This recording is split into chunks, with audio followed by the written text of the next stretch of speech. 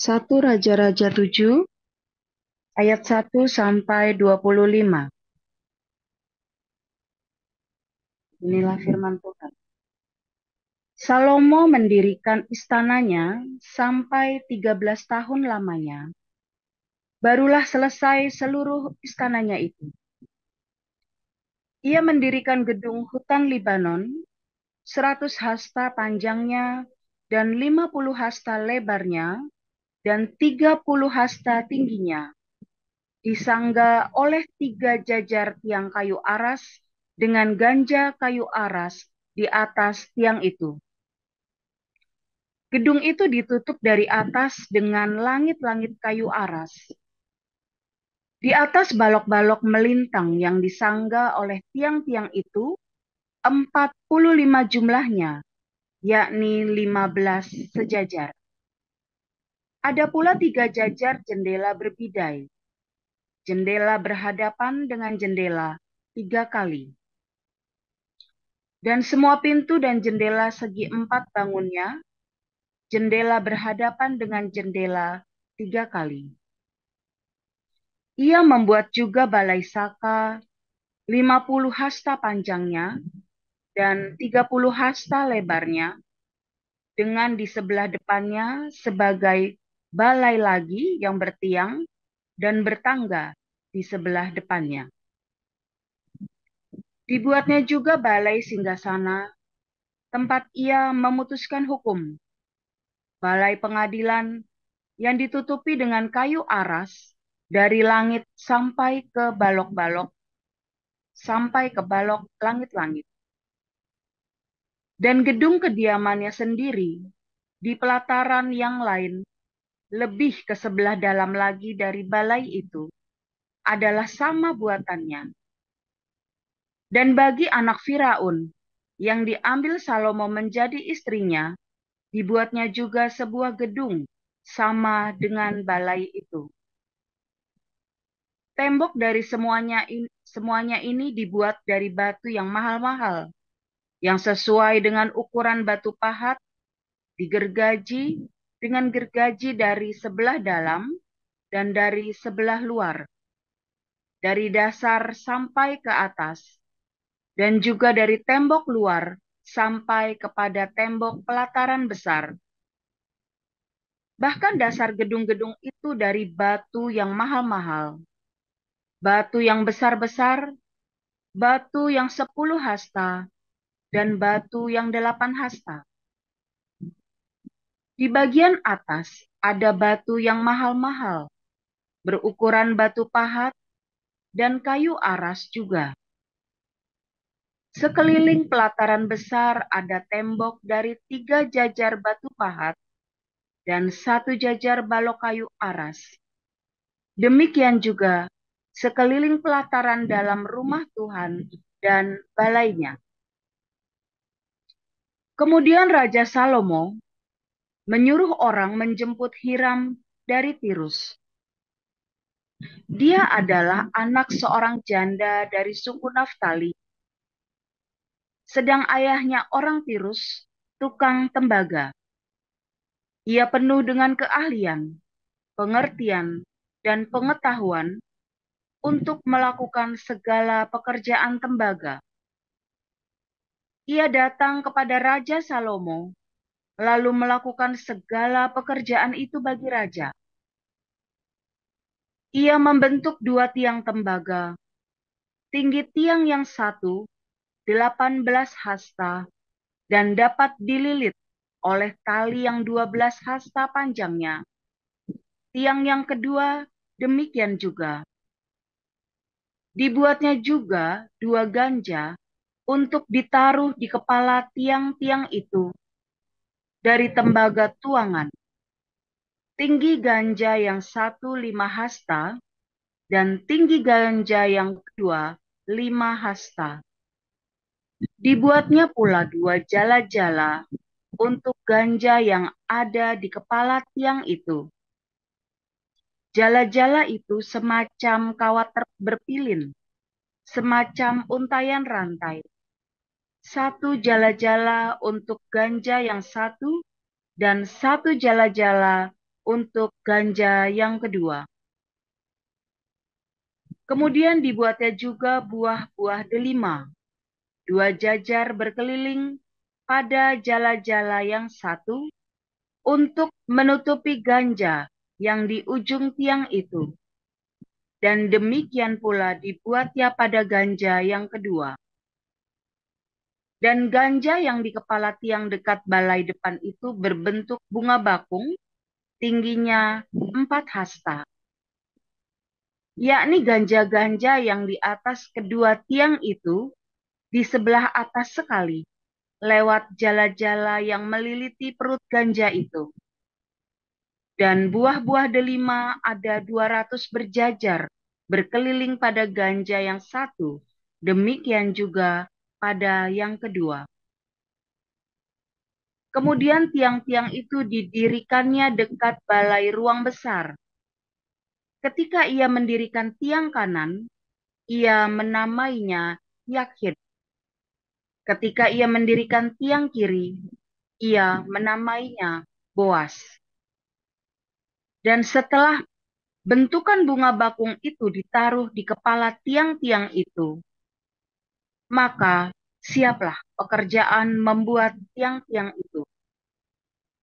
Kemudian dibuatnyalah laut tuangan yang 10 hasta dari tepi ke tepi, bundar keliling 5 hasta tingginya, dan yang dapat dililit berkeliling oleh tali yang 30 hasta panjangnya.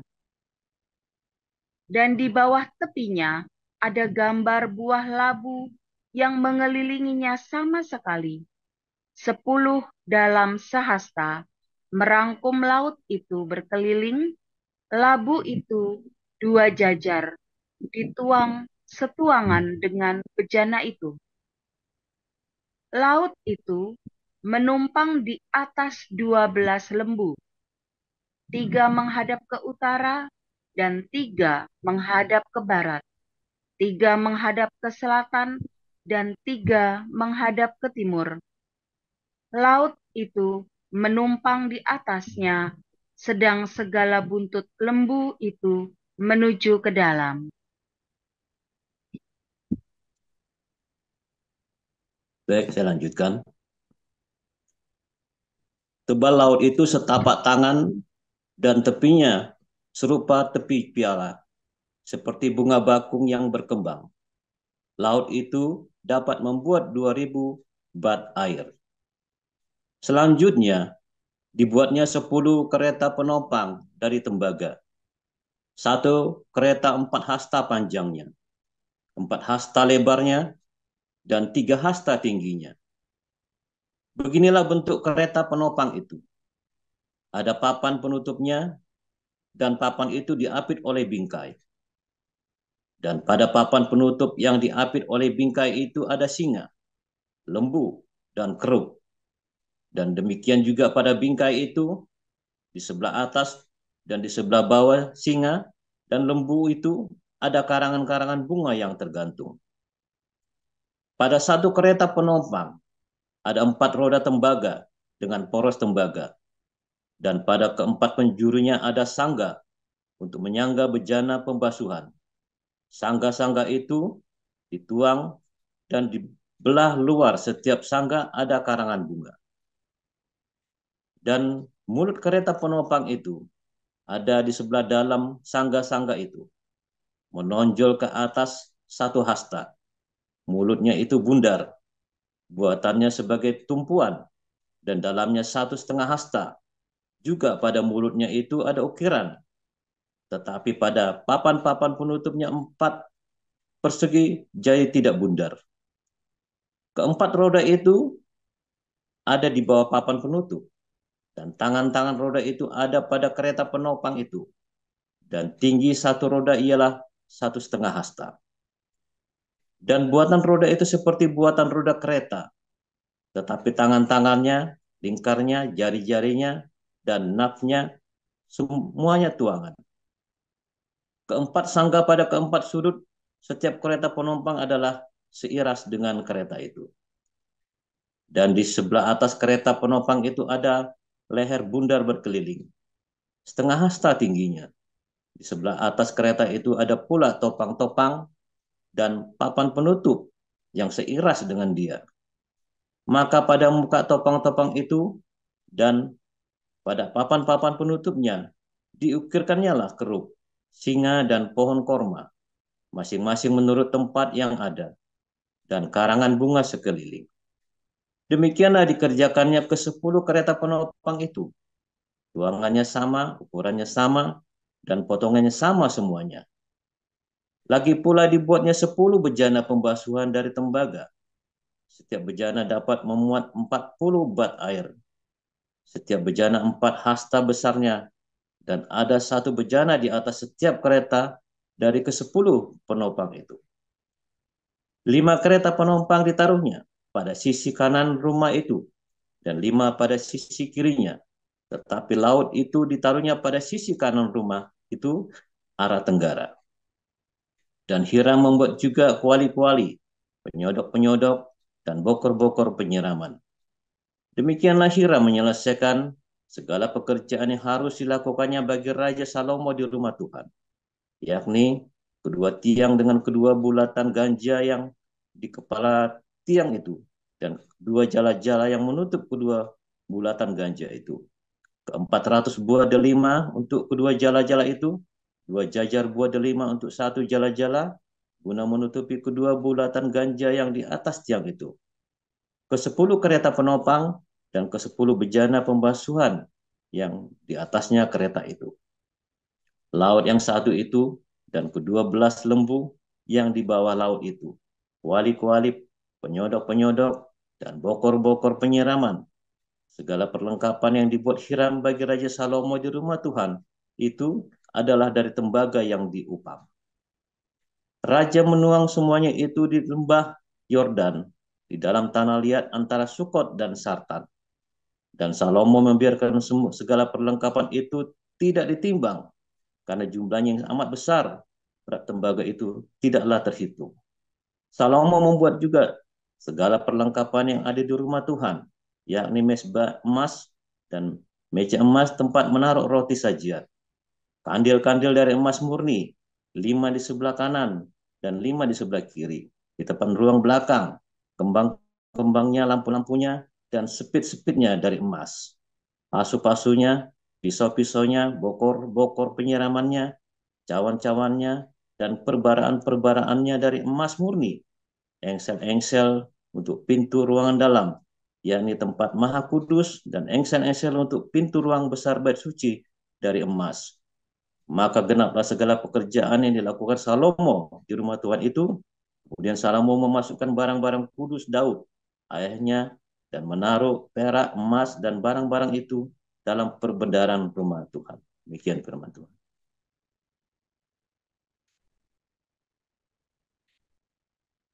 Yohanes 14 ayat 1 sampai dengan 31. Janganlah gelisah hatimu, percayalah kepada Allah, percayalah juga kepadaku. Di rumah Bapakku banyak tempat tinggal. Jika demikian, tentu aku mengatakannya kepadamu. Sebab aku pergi ke situ untuk menyediakan tempat bagimu. Dan apabila aku telah pergi ke situ dan telah menyediakan tempat bagimu, aku akan datang kembali dan membawa kamu ke tempatku, supaya di tempat di mana aku berada, kamu pun berada. Dan kemana aku pergi, kamu tahu jalan ke situ. Kata Thomas kepadanya, Tuhan, kami tidak tahu kemana engkau pergi. Jadi bagaimana kami tahu jalan ke situ? Kata Yesus kepadanya, Akulah jalan dan kebenaran dan hidup. Tidak ada seorang pun yang datang kepada Bapa kalau tidak melalui aku. Sekiranya kamu mengenal aku, pasti kamu juga mengenal Bapakku. Sekarang ini kamu mengenal dia dan kamu telah melihat dia. Kata Filipus kepadanya, Tuhan, tunjukkanlah Bapa itu kepada kami. Itu sudah cukup bagi kami. Kata Yesus kepadanya, telah sekian lama aku bersama-sama dengan kamu, Filipus, namun engkau tidak mengenal aku. Barang siapa telah melihat aku, ia telah melihat Bapa. Bagaimana engkau berkata, tunjukkanlah Bapa itu kepada kami? Tidak percayakah engkau bahwa aku di dalam Bapa dan Bapa di dalam aku? Apa yang aku katakan kepadamu tidak aku katakan dari diriku sendiri, tetapi Bapa yang diam di dalam aku, dialah yang melakukan pekerjaannya. Percayalah kepadaku bahwa aku di dalam Bapa dan Bapa di dalam aku. Atau setidak-tidaknya percayalah karena pekerjaan-pekerjaan itu sendiri. Aku berkata kepadamu, sesungguhnya barang siapa percaya kepadaku, ia akan melakukan juga pekerjaan-pekerjaan yang aku lakukan, bahkan pekerjaan-pekerjaan yang lebih besar daripada itu, sebab aku pergi pada Bapa. Dan apa juga yang kau minta dalam namaku, aku akan melakukannya, supaya Bapa dipermuliakan di dalam Anak. Jika kamu meminta sesuatu padaku dalam namaku, aku akan melakukannya. Jikalau kamu mengasihi aku, kamu akan menuruti segala perintahku. Aku akan minta kepada Bapa, dan ia akan memberikan kamu seorang penolong yang supaya ia menyertai kamu selama-lamanya, yaitu Roh kebenaran. Dunia tidak dapat menerima dia, sebab dunia tidak melihat dia dan tidak mengenal dia. Tetapi kau mengenal dia, sebab ia menyertai kamu dan akan diam di dalam kamu. Aku tidak akan meninggalkan kamu sebagai yatim piatu. Aku datang kembali padamu. Tinggal sesaat lagi dan dunia tidak akan melihat aku lagi. Tetapi kamu melihat aku, sebab aku hidup dan kamu pun hidup. Pada waktu itulah kamu akan tahu bahwa aku di dalam Bapa-Ku, dan kamu di dalam aku, dan aku di dalam kamu. Barang siapa memegang perintahku dan melakukannya, dialah yang mengasihi aku. Dan barang siapa mengasihi aku, ia akan dikasihi oleh Bapa-Ku, dan aku pun akan mengasihi dia dan akan menyatakan diriku kepadanya. Yudas yang bukan Iskariot berkata kepadanya, Tuhan, apakah sebabnya maka engkau hendak menyatakan dirimu kepada kami dan bukan kepada dunia? Jawab Yesus, jika seorang mengasihi aku, ia akan menuruti firman-Ku, dan Bapa-Ku akan mengasihi dia, dan kami akan datang kepadanya dan diam bersama-sama dengan dia. Barang siapa tidak mengasihi aku, ia tidak menuruti firman-Ku, dan firman yang kamu dengar itu bukanlah daripadaku, melainkan dari Bapa yang mengutus aku. Semuanya itu kukatakan kepadamu selagi aku berada bersama-sama dengan kamu.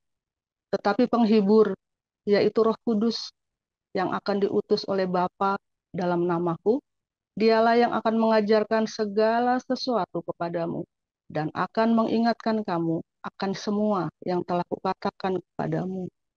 Damai sejahtera kutinggalkan bagimu, damai sejahtera kuberikan kepadamu, dan apa yang kuberikan tidak seperti yang diberikan oleh dunia padamu. Janganlah gelisah dan gentar hatimu. Kamu telah mendengar bahwa aku telah berkata kepadamu, aku pergi, tetapi aku datang kembali kepadamu. Sekiranya kamu mengasihi aku, kamu tentu akan bersuka cita karena aku pergi kepada Bapa-Ku, sebab Bapa lebih besar daripada aku. Dan sekarang juga aku mengatakannya kepadamu, sebelum hal itu terjadi, supaya kamu percaya apabila hal itu terjadi. Tidak banyak lagi aku berkata-kata dengan kamu, sebab penguasa dunia ini datang, dan ia tidak berkuasa sedikit pun atas diriku. Tetapi supaya dunia tahu bahwa aku mengasihi Bapa, dan bahwa aku melakukan segala sesuatu seperti yang diperintahkan Bapa kepadaku. Bangunlah, marilah kita pergi dari sini. Demikian firman Tuhan. Amin. Untuk firman Tuhan, terima kasih para lektor, Ibu Lazarus, Pak Apu, dan Ibu Serina.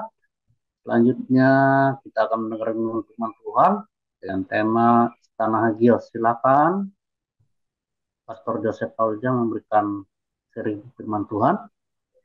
Haleluya, firman Tuhan selalu baru setiap hari ketika kita menanti-nantikan Tuhan dengan penuh cinta, dengan kesabaran, dengan perbuatan baik senantiasa, bukan karena supaya Tuhan supaya supaya kita dikasih sama Tuhan ya. Kita berbuat baik karena ucapan syukur kita, saudara.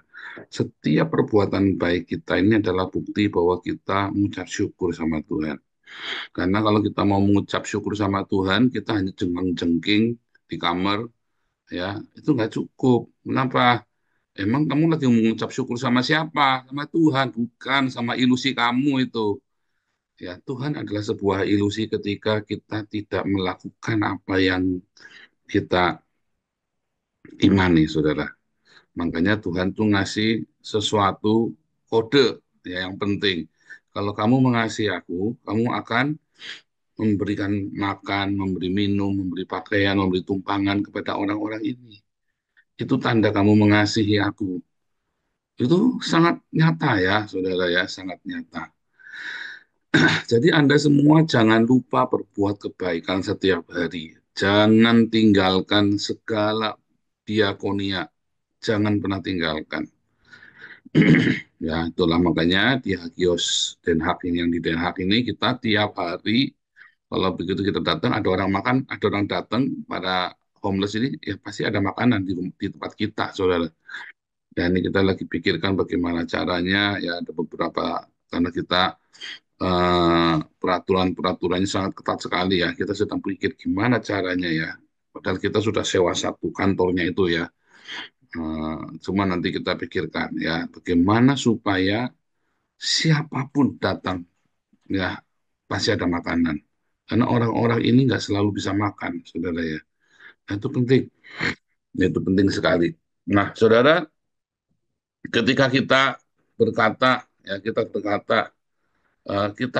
kami adalah anggota kerajaan Allah, kita kan adalah warga negara kerajaan Allah, saudara. Ketika Anda dibaptis ya dan menerima Tuhan Yesus ya sebagai Tuhan dan Juru Selamat, bukan retorika ya, beneran ya. Anda kan warga negara kerajaan Allah. Nah, apa bedanya, saudara? Rasanya bagaimana sih jadi warga negara kerajaan Allah ya? Saudara, waktu saya punya KTP, punya paspor Belanda pertama kali, saudara ya, ya rasanya seneng, sukacita ya. Rasanya sukacita, senang. Tapi sebenarnya ada yang nggak beda, nggak? Apakah hidung saya tambah mancung, ya kan? Apakah kuping saya tambah besar? Apakah bibirnya saya tambah apa gitu ya? Apakah matanya saya jadi nggak sipit lagi? Ya enggak, tetap begitu aja, saudara ya. Yang berbeda hanya sukacita saja. Ada sukacita, ada rasa ucapan syukur, ada kebahagiaan. Waktu Anda menjadi warga negara kerajaan surga, ya, ketika Anda dibaptis, terima Yesus lahir baru, ya, ada sukacita. Ya, Anda belum pernah ngerasakan ini sih ya.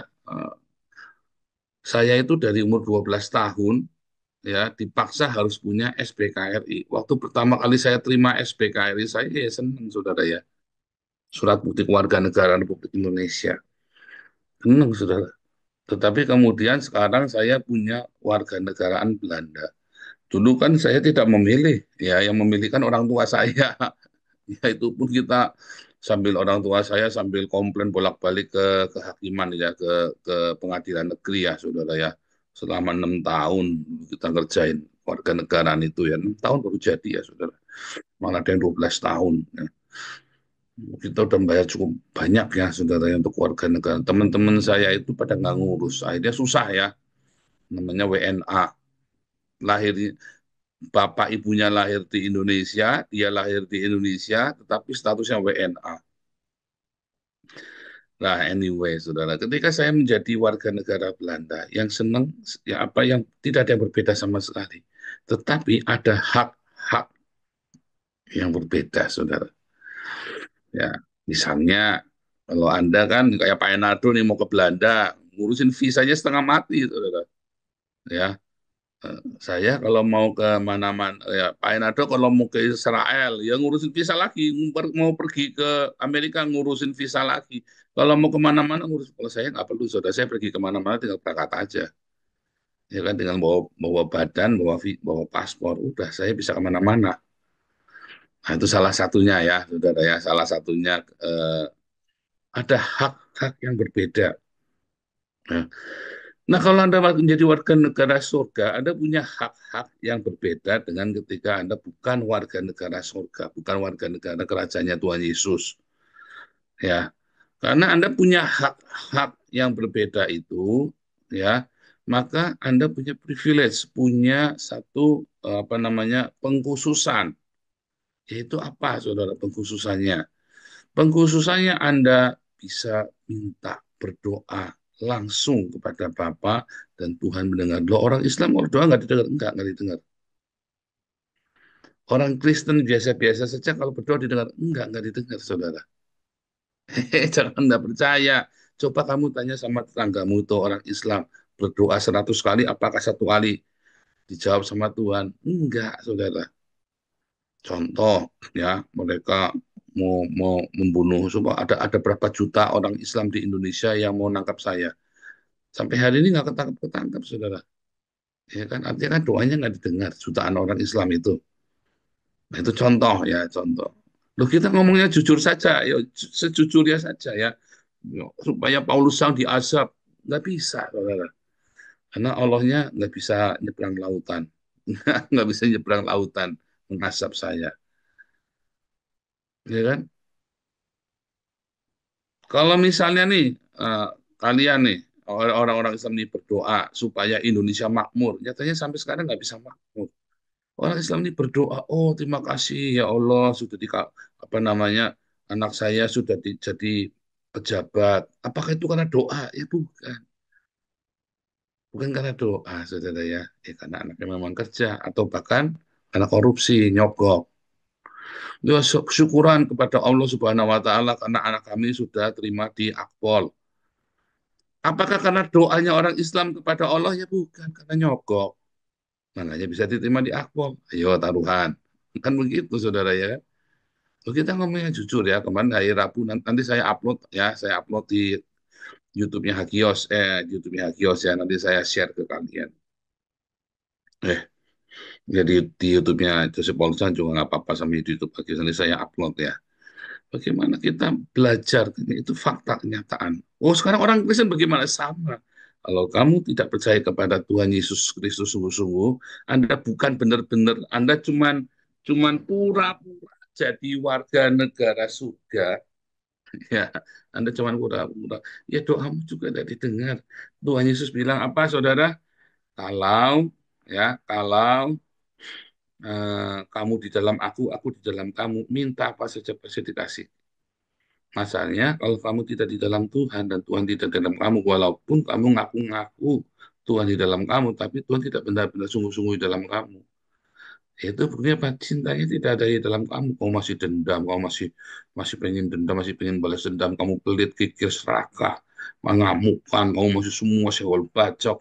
Itu bukti bahwa Tuhan Yesus tidak ada di dalam kamu. Apa buktinya Tuhan Yesus di dalam kamu? Ya kamu punya kasih, punya sukacita. Difitnah pun kamu tetap tertawa, walaupun ya jengkel ya. Tetapi kita tetap bahagia, ya. Kita tetap punya apa damai sejahtera. Kita tetap ada kesabaran, nggak kerusak-kerusu, nggak ngamukan, ya kan? Kita tetap punya lemah lembutan,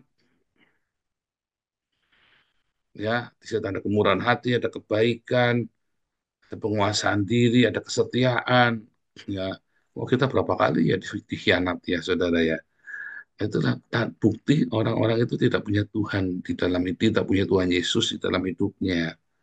Simple ya, simple banget, jangan dibikin ruwet. Nah, setelah kita menjadi warga negara kerajaan, maka kita hidup di dalam kerajaannya, di dalam istananya. Nah, apa yang menjadi harta benda bagi istananya ini? Jiwa-jiwa, saudara. Ya, jiwa-jiwa. Ya kata Paulus, kamu adalah harta. ya bejana untuk menaruh harta yang berharga. Apakah harta yang berharga? Jiwa-jiwa, saudara, yang Tuhan percayakan kepada kita. Suami, istri, anak-anak, orang tua, jemaat, komunitas. Itu adalah harta kita yang berharga, saudara.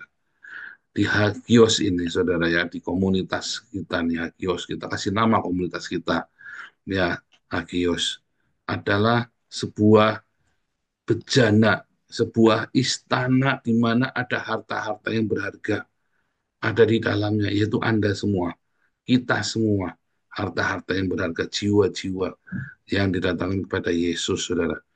Nah, namun harta yang berharga itu seringkali harta itu memang tidak benar-benar berharga. Karena yang membuat itu berharga atau tidak, yaitu kalau ada Yesus di dalam hidupmu, oh ternyata ada sampah, oh ternyata ada yang tidak baik, oh ternyata ada yang kurang ajar, oh ternyata ada yang misalnya ya nipu, ternyata ada yang berzina, ada yang nah itu adalah harta-harta yang tidak baik. Lalu apakah mesti kita buang juga? Ya tidak dibuang, tetapi dirawat, ya dibersihkan, dan nanti akan disucikan, dimurnikan. Siapa tahu Tuhan akan mengubah hidupnya dari yang tidak baik menjadi yang baik. Makanya di kita tidak mengusir orang. Nah, kalau memberhentikan jadi pengurus ya wajar, boleh. Masa enggak boleh? Pengurus mau seumur hidup, saudara nggak diberhenti ya jangan. Ini Pak Enato kan pembina kita. Masa Pak Enato mau seumur hidup jadi pengurus? Kayaknya enggak bisa. Ya kan, 2 tahun lah, maksimum 4 tahun. Begitu, saudara. Masa seumur hidup mau jadi pengurus? Ya jangan, saudara. Ya. Ya, kalau diberhentikan, apakah berarti kita musuhan? Ya bukan, kita tetap teman baik. Kalau Anda punya Tuhan Yesus di dalam hidupmu, maka pergantian pengurus bukan berarti kamu mutung lalu kamu tidak jadi anggota kita lagi. Anda harus bedakan itu, saudara. Anda harus membedakan mana ya ketika kita berkonflik, maka Anda tetap bagian dari komunitas, tidak diusir, ya. Kecuali yang sudah kelewatan saya sebut nama langsung saya blacklist. Artinya kalau sudah murtad, ya, sudah menyeberang ke orang Islam kayak Amin Wijaya, ya kan, itu kan sudah nyebrang ke orang Islam, Alexo langsung, ya kan, itu kan sudah nyebrang ke orang Islam. Selama Anda belum nyebrang ke orang Islam, ya Anda tetap saudara kita di sini. Kita ini adalah barang-barang berharga, ya, barang-barang berharga di dalam istananya Tuhan Yesus. Kita inilah barang-barang berharganya. Kita inilah permata berlian, kita inilah emas peraknya. Kita inilah segala barang-barang yang ada di dalam istananya Tuhan, saudara. Masalahnya, saudara, apakah Anda mengerti kalau Anda itu sebenarnya barang berharga? Apakah Anda mengerti bahwa jiwa-jiwa itu berharga, saudara? Banyak pengurus nggak menyadari jiwa-jiwa itu berharga. Anda pikir ketika kita membaptis, oh ya malaikat di surga bersorak-sorai. Anda tidak mengerti ya kalau itu jiwa-jiwa itu sangat berharga. Kita tidak nyadari, saudara. Sehingga apa, saudara? Kita tidak merawat jiwa-jiwa itu dengan baik. Ya, saya setiap kali ada orang yang keluar dari komunitas, saya sedih, saudara. Apalagi kemudian dia nyebrang ke Islam. Kalau cuma keluar saja ya oke. Saya cuma melihat oh dia sudah gabung sama orang lain tidak apa-apa. Tapi kalau dia terus nyebrang ke Islam atau ya beberapa orang murtadin yang saya baptis lalu tiba-tiba ngilang, saudara ya. Saya sedih, saudara. Nah masalahnya ada beberapa murtadin dari kita yang sekarang udah nggak ketahuan ya setelah dibaptis ya karena ada konflik dengan pengurus lalu hilang. Nah itu makanya nanti ya yang saya minta saudara yang di Kopdar yang di Jakarta, nanti para murtadin-murtadin itu yang dulu kita baptis diundang semua, saudara ya. Nanti minta daftarnya sama Damar Kasih yang kita punya listnya itu diundang semua yang ada di Jakarta supaya bisa ikut Kopdar, yang di Surabaya juga sama atau Jawa Timur supaya bisa ikut Kopdar, saudara. Karena itu adalah barang berharga, ya. Itu barang berharga, saudara. Kita at any cost, kita memberitakan Injil, kita membaptis mereka itu dengan keberanian, dengan harga yang luar biasa. Juga di Belanda juga sama ya, saudara ya. Orang-orang meremehkan kita ya, kita ngumpulin ya dari cuma 5 orang, 8 orang, sekarang ya rutenya yang datang sekarang kita 40 orang. Wah itu barang berharga, saudara. at any cost. Berapapun kita harus menangkan mereka. Makanya disebut barang berharga. Karena harganya tak terkira, saudara. Kita nggak bisa menghitung harganya berapa. Ya, proyek Eropa ini adalah proyek untuk kita mencari barang berharga. Harganya mahal, proyeknya mahal. Ya, saudara dan saya habis-habisannya babak belur capek. Segala macam anak-anak ya kita semua. Kalau pulang jam 1 pagi baru nyampe rumah. Tiap ya minimum seminggu 2 kali kita pergi ya. Kalau saya kan hampir tiap hari. Nah itulah barang makanya disebut dengan barang berharga karena kita memberitakan Injil, kita merebut jiwa-jiwa ini dari neraka ini at any cost. Seberapa Anda menyadarinya? Ayo kita beritakan Injil, kita berbuat baik, berdiakonia, supaya makin banyak barang berharga di istana kita, istananya Tuhan Yesus. Haleluya. God bless you semuanya.